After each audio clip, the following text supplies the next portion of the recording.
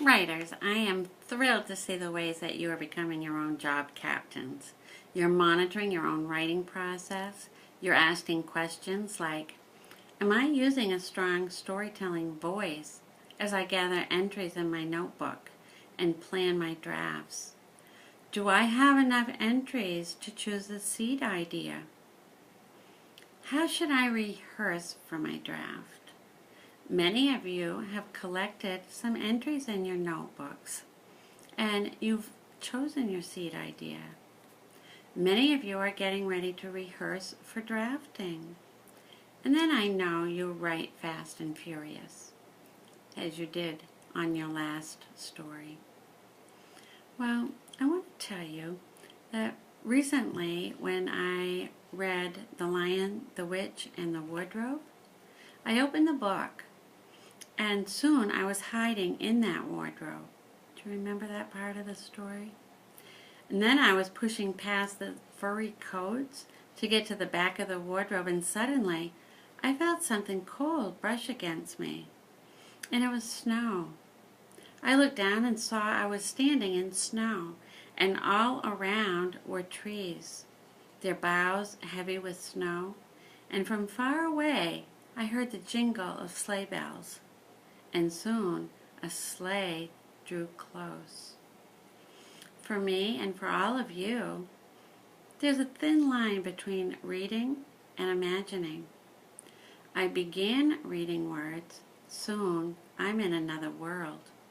You could say that I became the character in a play, acting out the drama. Well, I'm telling you this, writers, because like readers, we get lost in a story. Writers pick up a pen and they step into another time, another place. As they get ready to draft, they relive that event.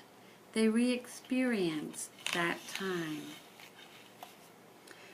Writers, each of you have already got many, many, many moments from your life that are really easy for you to imagine. You can replay those moments in your mind easily. Sometimes they're hard moments, the moments that we do not want to relive. For every one of us, there are moments in our lives that are seared into our memories forever. For me, one of those times was when I heard that the second plane had flown into the World Trade Center towers. All of a sudden, the awareness flooded into me that a plane was hitting the World Trade Center. It wasn't an accident.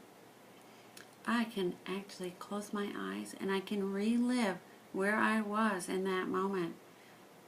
What I saw on television, what I thought, what I looked at, what I said, what I did.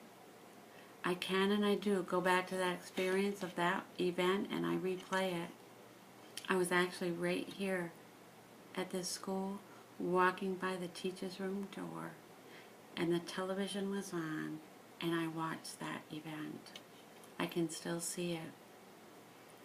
Well, as a writer, I've come to realize that I can go back and not only relive the traumatic, life-changing events, but also little moments that for some reason mattered to me. You already know that before writers start to storytell, they make a movie in their minds. But now I'm going to tell you that they don't just watch the movie, they're part of it. Whenever I write a personal narrative, I relive my own experiences. I act as if I'm living that moment again. Let me show you how I go about doing this kind of writing, and then we'll try it together. I'm going to choose a story that I've already told you. The time I skipped recess to go to Gates Deli to buy candy for the other kids, and my mom caught me. So I'm going to make a movie of that time in my mind. But this time, instead of just watching the movie in my mind, I'm going to actually put myself inside that movie. I'm going to close my eyes and relive what happened. You watch me, because soon you will try this. We already worked on that start, remember?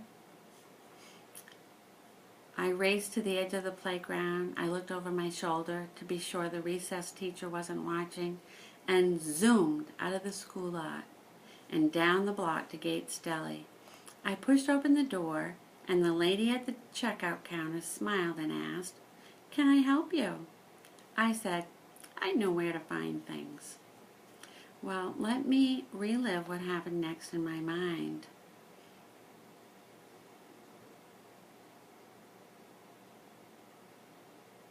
Did you notice I closed my eyes to go back to that moment?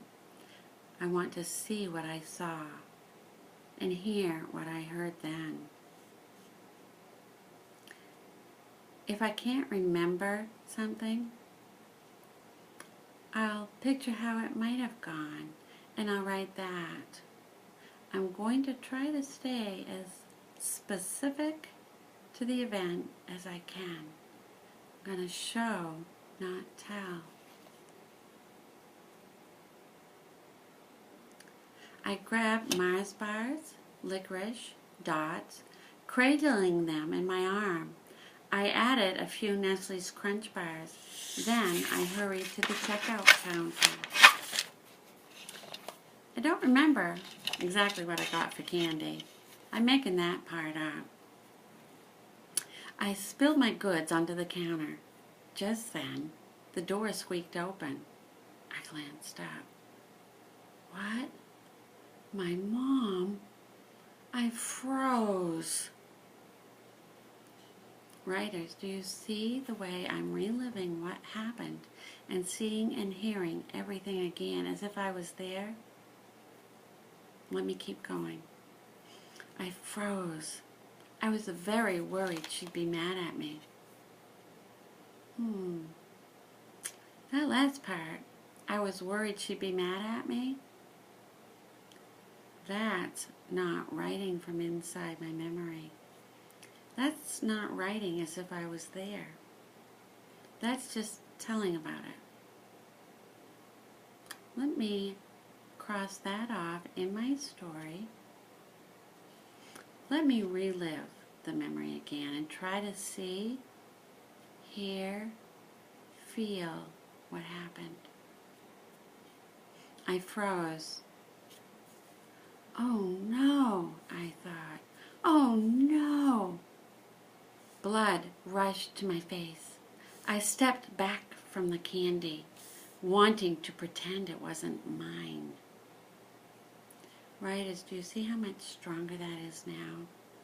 Do you see how I'm inside the memory, reliving it again? I'm not giving you information about what happened. I was very worried she'd be mad at me. I'm not reporting. I'm there again, remembering what I saw, my mom, what I felt like. Oh no, I thought, oh no. What I felt, the blood rushing to my face. Stepping back from the counter, pretending that wasn't my candy. Can't you just picture that yourself, as if you were also there? Well, to practice this, I want you to step back in time. I want you to just go to yesterday. I want you to think back to just one part of yesterday that you can remember. Was it maybe at home, getting woken up and getting out of bed to get frantically ready for school? Was it having a breakfast, or seeing a friend, or seeing someone who maybe isn't your friend? What was that like? What'd you do? What'd you say? What'd you think? Thumbs up as soon as you can think of one time yesterday, something you remember.